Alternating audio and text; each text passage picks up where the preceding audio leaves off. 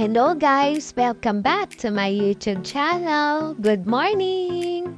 Andito na naman tayo sa farm dahil may bago akong ipapakita sa inyo mga guys. Tumating na ang mga tanim natin na mga kamatis. Sakto pagdating natin dito sa farm, binababa na nila mga trays ng mga kamatis. Yan guys, tingnan nyo, ang dami. Sobrang dami, nagre-relay lang sila dyan, no? Pasa-pasa lang kasi baka masira yung tanim na kamatis.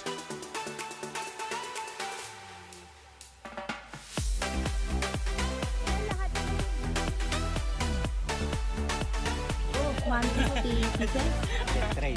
150 tray. Times 120. That's right. Dami. 150 trays na kamatis to na punla. Sa isang tray, 120 pieces. Yan guys, nakikita nyo na ba yan? Yung mga naka-mulching, yung mga naka-plastic na lupa, dyan itatanim ang mga kamatis. Yan, hanggang dun sa dulo. Nagsamila silang mag-mulching. Kanina pang madaling araw, 4 o'clock daw na madaling araw. Ayan ang natapos nila. Sa dulo, aayusin pa nila.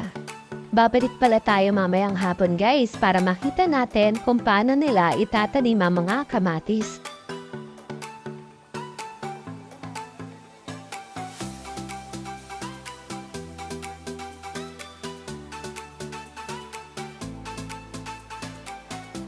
Nabili pala nila mga kamatis sa Candaba.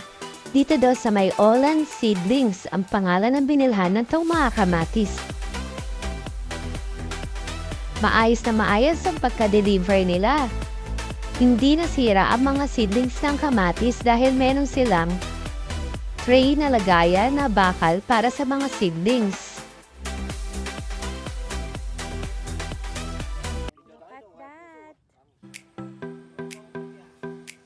Olan seedlings. Saan nabili yan, Jomar? Candaba. Ayun nakalagay. Yan po, Olan seedlings. Olan seedlings, nanggaling yung mga kamatis. Ang dami guys, oh. 150 trays.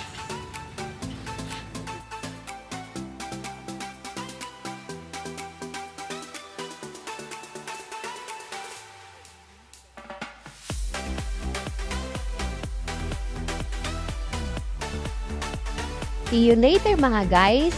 Mamayang hapon, babalik kami para sa pagtatanim ng kamatis. Thanks for watching. I-update ko na lang kayo ulit mga ka-RJ.